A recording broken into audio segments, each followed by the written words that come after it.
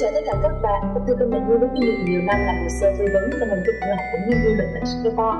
Thì hôm nay bên đại dương xin giới thiệu với tất cả các bạn về cái cơ hội sinh viên mà có bằng cao đẳng quốc gia bậc nâng cao về kinh doanh và các ngành liên quan sẽ có cơ hội học tại Học viện Phát triển Quản lý Singapore MBA trong vòng 12 tháng và nhận bằng của Đại học Sutherland, Anh Quốc.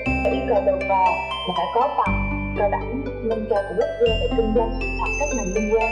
Phí là khoảng 233 triệu đồng. Ngày khai giảng là ngày 16 tháng 9. Học bổng thì giá là 67 triệu đồng cho các sinh viên nộp hồ sơ trước ngày 30 tháng 8 tại công ty Du học Tân Đại Dương, địa chỉ 148 sân 1 Trần Quang Khải, thành phố Quận Nhất, và bắt đầu khóa học vào trước ngày 31 tháng 12. Đây là một hướng đi hợp lý cho các sinh viên có bằng cao đẳng nâng cao quốc gia về kinh doanh hoặc các ngành liên quan với thời gian học và chi phí hợp lý.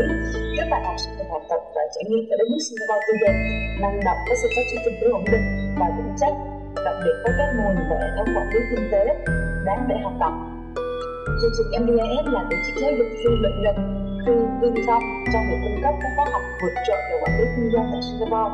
Các khóa học về kinh doanh tại MBAS không ngừng được nâng cao, chất lượng từ cơ sở vật chất, đối tác xứng tầm, đội ngũ giảng viên ưu tú đến sự liên kết thực tế với các công ty, tổ chức quốc tế nhằm mang đến yếu tố thực tế cho sinh viên. Xếp hạng của trường đại học Sutherland thì Anh Quốc, trường kinh doanh tốt nhất khu vực Đông Bắc nước Anh, đứng thứ 57 tại Vương quốc Anh, chuyên ngành kinh doanh và quản lý, xếp hạng thứ 31 tại Vương quốc Anh. Thì để biết thông tin chi tiết, các bạn có thể truy cập vào website là tênđạiđương.edu.vn hoặc tvdvn.com để được các chuyên viên chúng tôi hỗ trợ. Thì các bạn có thể gọi hỏi được số 0888 4888 79.